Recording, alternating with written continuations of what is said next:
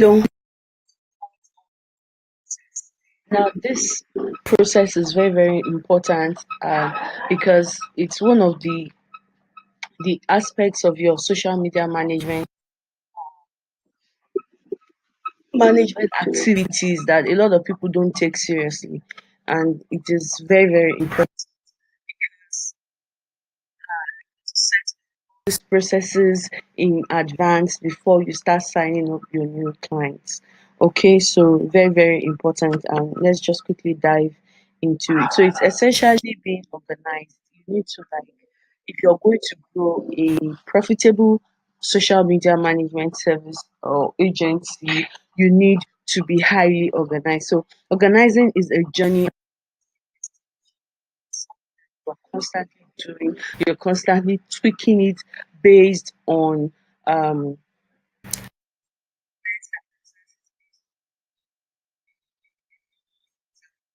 in your agency or in your business in time. So you need to know how to onboard your clients, and you need to be sure of these processes.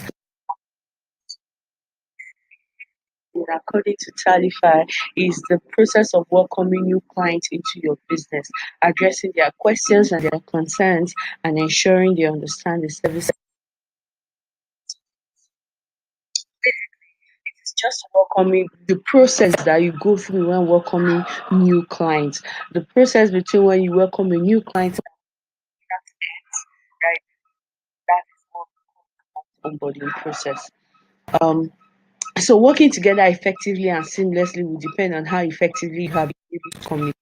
Right? Wanted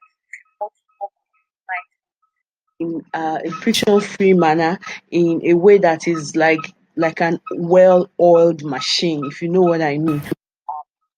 During in the previous classes, we spoke about researching your ideal client, researching what their social media activity has been like, and all other things.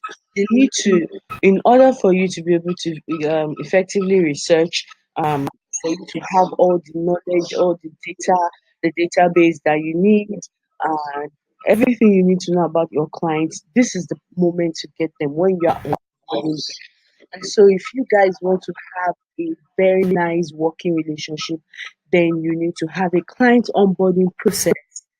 It is extremely important that you do that. So, the onboarding process ensures your new clients acquire the necessary knowledge and tools needed to be a good client, and you are able to get all the information you need to render your service appropriately. So basically, it takes some effort on your part and some effort on the part of your client to create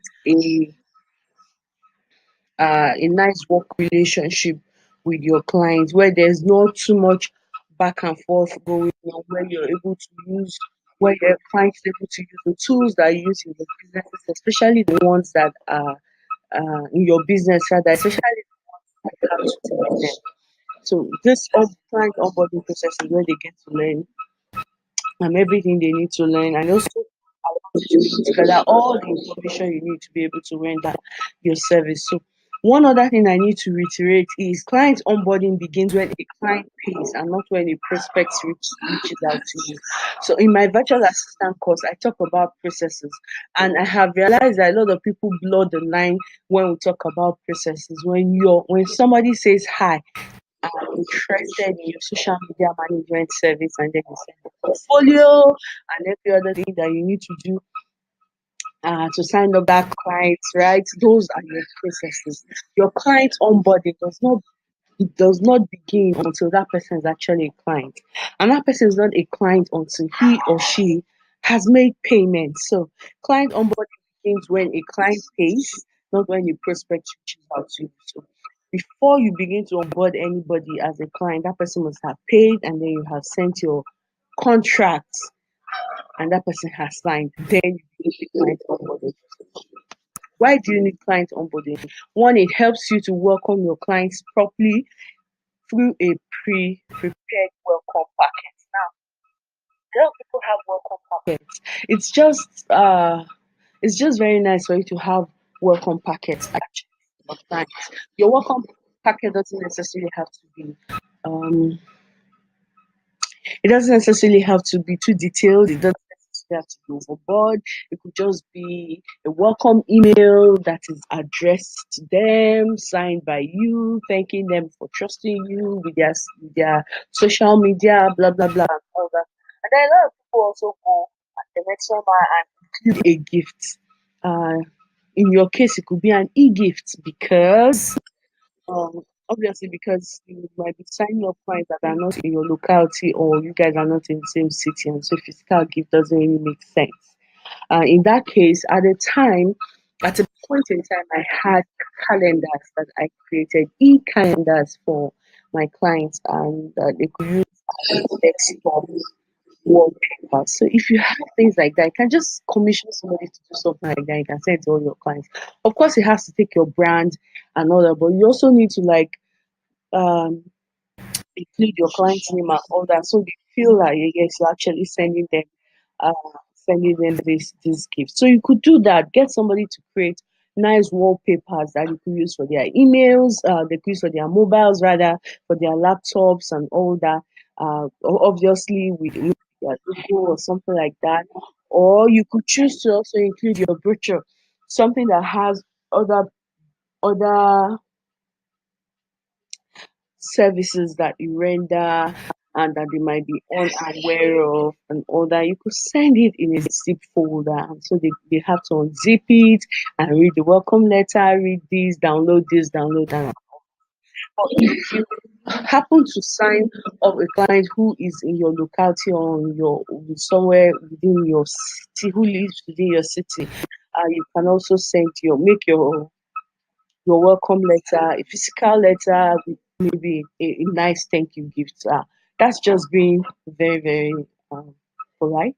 It's actually quite good to do that. And let your client feel welcome. So it's also part of the client onboarding process. And like I said, you need to know all these things ahead. You have to plan. You need to know. So you create a letter and save it. When you need to a welcome packet to a new client, all you need to do is just edit the date, edit the name, and then you send it out. So the second one is communicate and reiterate client expectation. Now I know I've spoken about contracts in the past, and I always tell my students make sure that contracts have basic expectations. For instance, your manager's social media page. So I'm going to post so number of times or so number of platforms, so number of times in the week, between 12 and 6. I am this, I am state your you know what your client is expecting from you. So you have told them you manage their social media pages, you create templates, you do this, you do that, you run ads for them. This is the time to also reiterate and communicate those expectations so you guys are on the same page. Thirdly, it also helps you to communicate boundaries. So you know what your clients are familiar with what they should expect from you. They know you don't work Saturdays, so they don't expect to talk to you on Saturdays and Sundays. This is the time to actually reiterate your communicate your boundaries and your deadlines. Very, very important. It also helps you to educate your clients on your processes and preferred mode of communication. So, for instance, you create content, you batch create content, and you want your clients to approve content on a monthly basis or on a weekly basis. This is the time to tell them. So, I'm going to send you content on a monthly basis, or I'm sending you a week's worth of content. I need you to approve before so day, right? So they are aware of your processes that you need them to approve this before so day, right? And also your preferred mode of communication. How do you want to communicate with them? Are you guys going to communicate via Slack? Are you using WhatsApp? What mode of communication would you be using? Very, very, very important. One other thing that I neglected to include here is a know your customer form. Uh, know your customer form is a way for you to know every different details about your clients that you might otherwise not know, like their birthdays, anniversaries, and lot of other information that is important. The reason for this is so you are able to to um send the appropriate greeting at the appropriate time. Now, basically, what you should do is when you sign up a new client, create